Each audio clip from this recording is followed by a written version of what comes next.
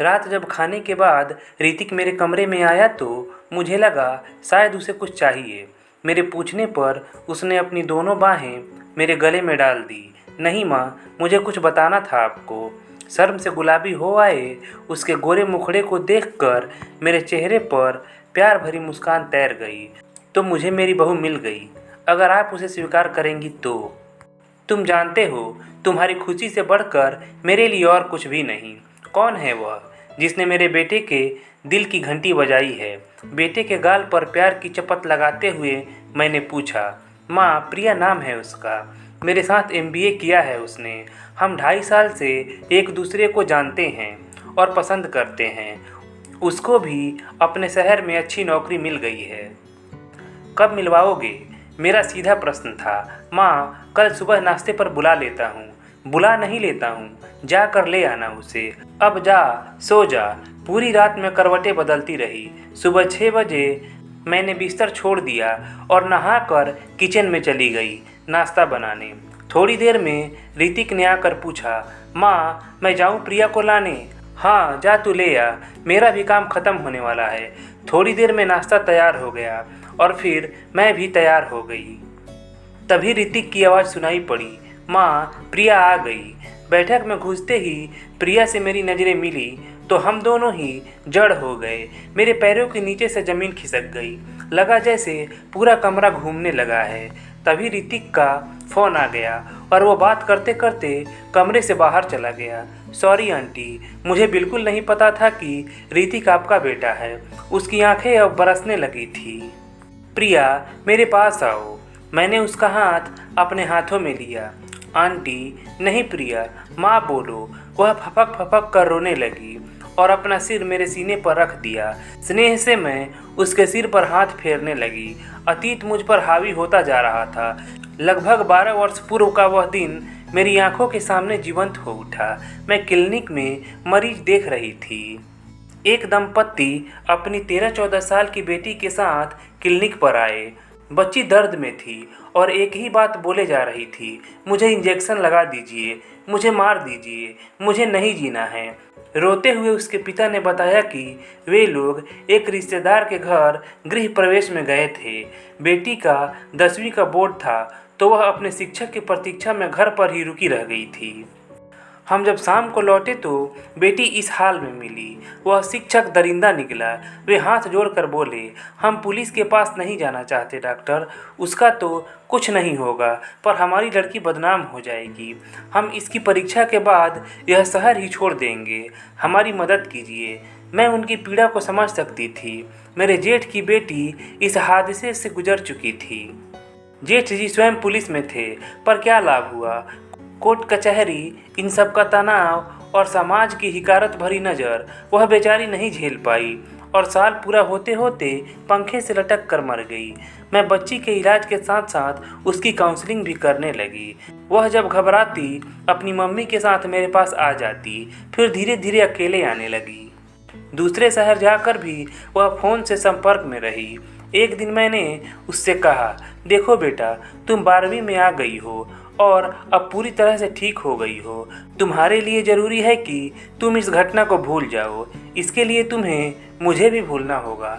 आपको आपको कैसे भूल सकती हूँ मैं? मेरी माँ ने मुझे जन्म दिया है, पर यह नई जिंदगी आपकी दी हुई है। वह कांपती हुई आवाज़ में बोली। माँ कह रही हो तो माँ की बात मानो। सब कुछ भूल कर एक नई जिंदगी जियो।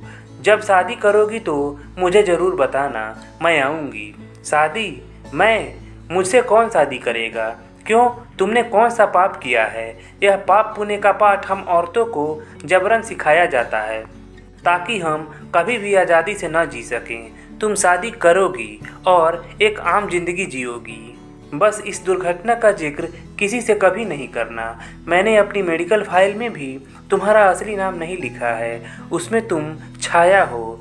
तुम अपने असली नाम के साथ आराम से जियो। मगर 8 साल के लंबे अंतराल के बाद आज अचानक वही छाया प्रिया के रूप में मेरे सामने थी। बेटे की आवाज़ से मैं वापस वर्तमान में लौट आई। मेरी बहू बनने के लिए तुम्हें एक परीक्षा पास करनी होगी। ऋतिक तुम अपने कमरे में जाओ, मुझे अकेले में प्रिया से कुछ बात करनी है, उसके बाद तुम्हें बुला लेंगे। जी। ऋतिक प्रिया की ओर देखता हुआ बाहर चला गया। प्रिया अब सीधे मेरी ओर देख रही थी। प्रिया, मुझे तुमसे एक वादा चाहिए। माँ, मुझ जैसी ग्रहण लगी लड़की को जानते समझते हुए आप क्यों स्वीकार कर रही हैं? आप मना भी तो कर सकती हैं। क्यों मना करूंगी? तुम्हारी जैसी कोमल हृदय वाली बेटी मेरी बहू बने, यही तो हमेशा चाहा है मैंने। तुम्हारे साथ से ही मेरे बेटे की खुशियां हैं, यह खुशी मैं उसे देना चाहती हूँ। बस एक वादा चाहिए तुमसे। कौन सा वादा माँ? कभी किसी भी कमज़ोर पल में उस हादसे का जिक्र ऋतिक से नहीं करोगी। इतनी बड़ी बात छिपाना क्या उचित होगा? प्रिया, जिंदगी में बहुत से हादसे होते हैं, क्या हम हमेशा उनका बोझ पीठ पर ढोते रहते हैं? वे घटकर अतीत हो जाते हैं, यही होना भी चाहिए।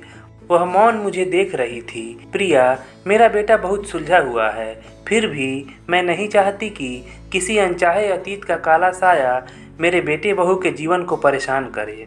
आपकी भावना समझ सकती हूँ माँ, मैं आपसे वादा करती हूँ कि इस बात का जिक्र मेरी ज़बान पर कभी नहीं आएगा। प्रिया, अपने मम्मी पापा से कहना कि जब वे आएंगे तो हम पहली बार मिल रहे होंगे, यह याद रखें। माँ, आप बहुत महान हैं। भावुकता में प्रिया मेरे गले लग गई। प्यार से उसकी पीठ थपथपाकर मैंने कहा, अब ऋतिक को बुला लो। प्रिया के साथ ऋतिक कमरे में आया तो उसके चेहरे पर कई प्रश्न साफ दिखाई दे रहे थे। तेरी प्रिया मेरी परीक्षा में पास हो गई। यह चांद सी सुंदर लड़की मुझे बहू के रूप में स्वीकार है। चांद में तो दाग होता है माँ, ग्रहण लगता है।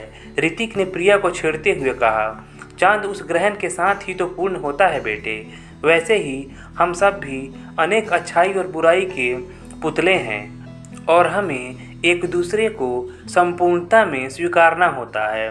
प्रिया हम दोनों को हमारी कमियों के साथ स्वीकारेगी और हम दोनों को भी प्रिया को उसकी सारी अच्छाइयों और बुराइयों के साथ उसे स्वीकारना होगा। मैं जानती हूँ तुम उसे छेड़ रहे हो। अच्छा, अब तुम दोनों रसोई से कुछ लाकर खिलाओ तो मुझे भूख लग रही है।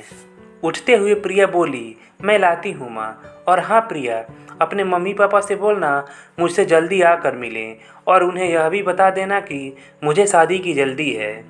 ऋतिक और प्रिया के चेहरे खिल उठे और दोनों मुस्कुराते हुए कमरे से बाहर चले गए। दोस्तों, अगर कहानी अच्छी लगी हो तो प्लीज़ लाइक कीजिएगा।